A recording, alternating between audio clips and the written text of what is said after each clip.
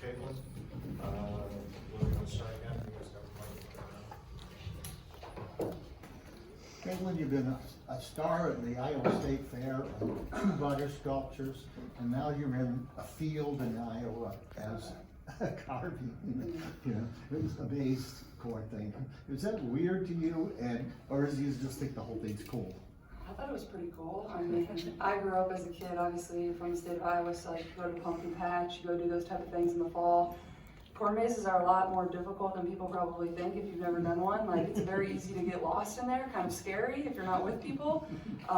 So I mean, I guess if I have time after the season ends, maybe hopefully I can get there. It's in Indiana, correct? Yeah, it's north. Yeah, okay, so, yeah, pretty cool. I didn't think it was weird. I thought it was great detail. I'm impressed. I don't know how they do that, especially you're not cutting it down from above, so pretty talented, honestly. Go Christine next. Caitlin, you liked an Instagram post last night from Taylor Swift that got a lot of attention. And I'm just curious if you could tell us what that post meant to you, and if you are in fact potentially going to endorse Kamala Harris. I think for myself is, I have this amazing platform, so I think the biggest thing would be just encourage people to register to vote. I think for myself, that's the second time I can vote in an election. At age 22, I could vote when I was 18, so I think do that. That's the biggest thing I can do with the platform that I have, and that's the same thing Taylor did. And I think continue to educate yourself with the candidates that we have, the policies that they're supporting. I think that's the biggest thing you can do, and that's what I would recommend to every single person that has that opportunity in our country. Go Scott next.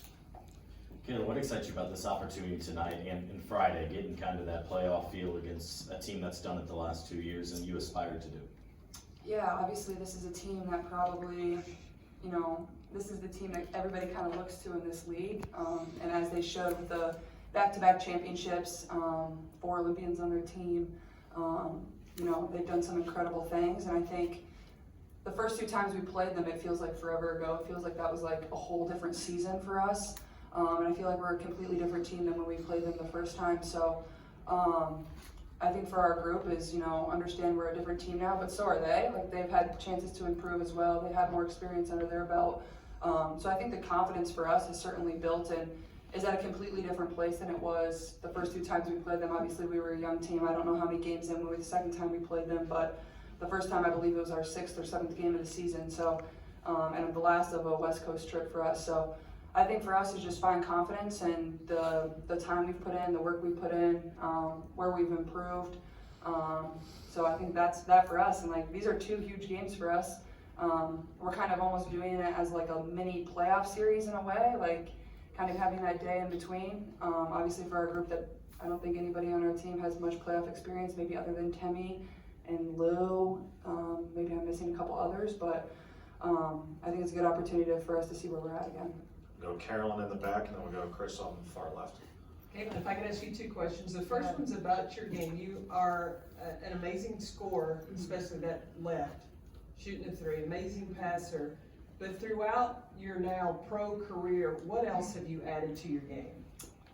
Man, I haven't had much time to like really get in the gym and work other than the Olympic break. And a lot of that, like, it's crazy. I still feel like I've improved a lot, and I haven't really had a ton of time to work on my game. I think my floater and my mid-range game, and that's something that, honestly, like, if you watch highlights from early in my college career, like, I took a lot more mid-range jump shots early in my college career, and then as my career went on, I kind of just went around the basket and threes, because, those are probably the highest percentage shots. But I think now with how long and athletic rim protectors are in this league, that's definitely an area that I needed to improve. I definitely feel a little bit more comfortable shooting the floater, especially.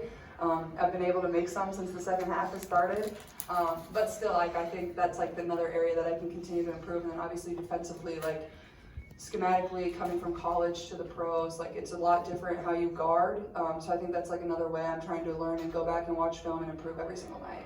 And then my last question is about Kelsey Mitchell and how much her emergence of what she's doing has helped you. Yeah, Kelsey's been amazing, and I think for myself coming in here, like, her leadership was very evident from the first, practice I had here.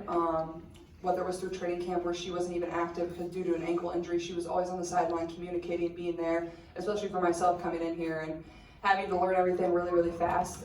She was somebody that was very supportive for me, and I think early on it was kind of a work in progress of playing with one another and learning from one another and playing off of each other. But I think now, even right before the break and then since after the break, I think you can tell our chemistry has really begun to blossom, and we're kind of reading each other a lot better. Kind of that unspoken communication that you need with your teammates on the court, I think that has improved tremendously. We go Chris on the left, and we'll finish up with a special question up front from Alex. My question's special too, Brian. Very much so. So much to be Not determined. special as Alex. Exactly. Over the last 4 games, you could really move up or maybe slide down. Are you like the media? Do you allow yourself to kind of see how this could shake out in potential first-round matchups, or you just go play your game and let the chips fall where they may? Yeah, I think you just play your game. I don't think you can get too into, if this team wins or this team loses or these two win, these two lose. There's just so many possibilities that you can't really start breaking it down. I think it takes away from the focus of the game right in front of you. And I think that's why we were so good coming out of the break is, we were focused one game at a time. We didn't look too far ahead. I think that brought us a lot of success. We already know we're in the playoffs, so whoever we get, we get. There's not too much you can do to control that. There's really not anything you can do to control that. So I think for us, it's go one game at a time. We're here to still win every single game. And, once the playoffs come around and whoever our matchup is, you'll prepare for that when you cross that bridge.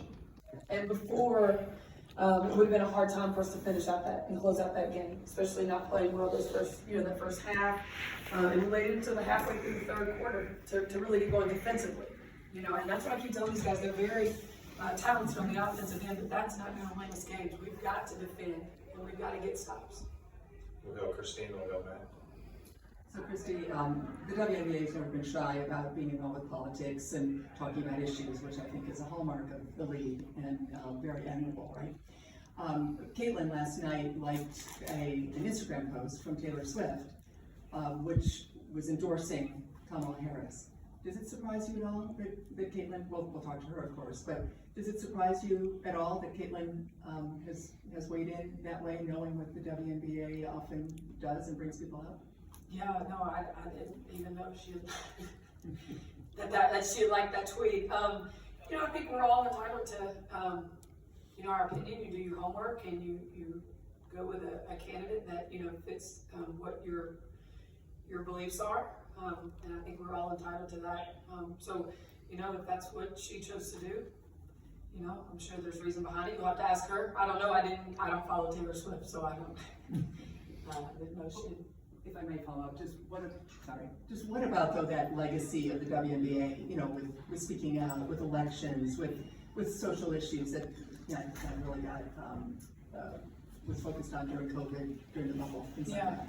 No, I think that's we've got some really strong women in this league that have an opinion, and that is all power to them to stand up for things that they believe in, right? And I just it's really awesome to watch women in this league, both coaches and players, voice their opinion on things and feel really strongly about it.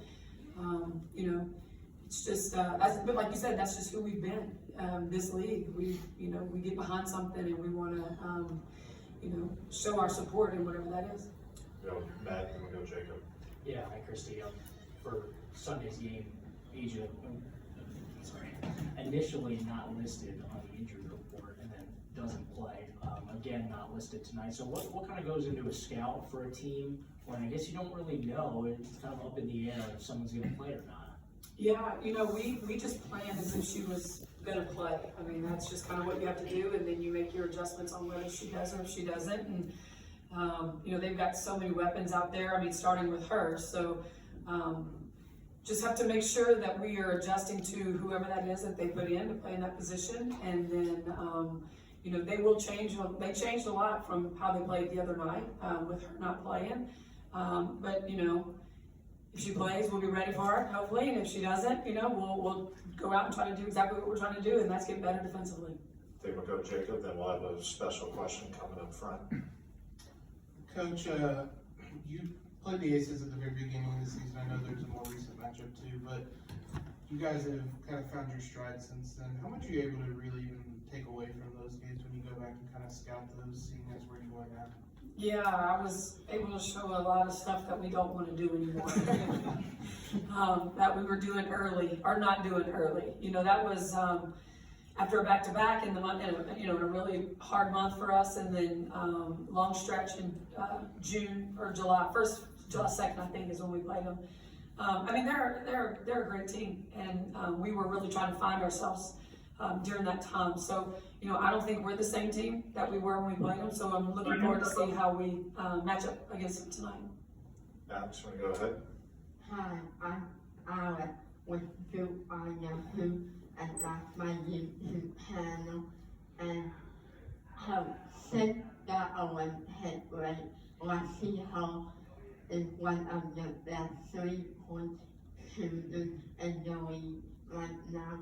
How do other teams have defended you differently? You asked about Kelsey Mitchell? Lexi Hall. Lexi Hull, one of the best 3-point shooters. Lexi Hull is really shooting it well, isn't she? Yeah, I'm gonna knock on some wood right there so I don't mess that up. Lexi's been playing great for us on both ends. Defense, she picks up probably the best offensive player of whoever the team is that we're playing on the perimeter, and then she's doing a great job of playing her role as it relates to when Caitlin and Aaliyah and Kelsey Mitchell are being, defended really well. When the ball gets to Lexi's hands, she's knocking down some big shots for us. So she's just playing really great for us. Thank you, Alex. We'll go in the back. Kelsey, I have one for Coach.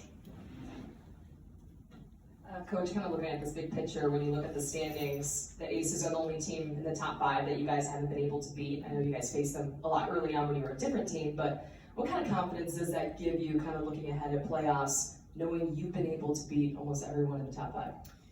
Yeah, they told me today that it's been since like 2010 since the Beavers beat everyone in the league. I'm shocked at that number, but it's we're trying to play this as kind of like a practice to the playoffs, right? Because we have them right after in a couple days. So we're kind of playing as like we're preparing for this first playoff round, and who a better team to do that with than the reigning champions, right?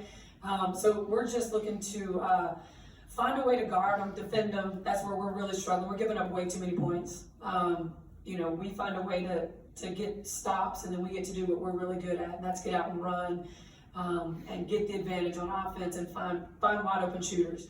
But that we can't do that as well if we're not able to get stops. And we just started after the break, doing a really good job of it. And then we've kind of in the last few games, until the end of the third, fourth quarter, really, really needed to get better on that end of the floor.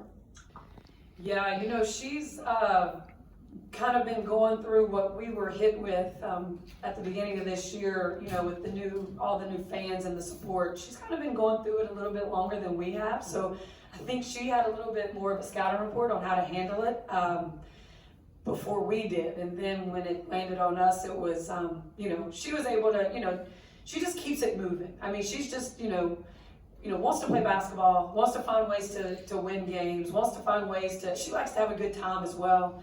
So now that she's comfortable, but yeah, I really applaud her for how she's handled all that she's going on, with this season and, with our team, but also really proud of my other players as well.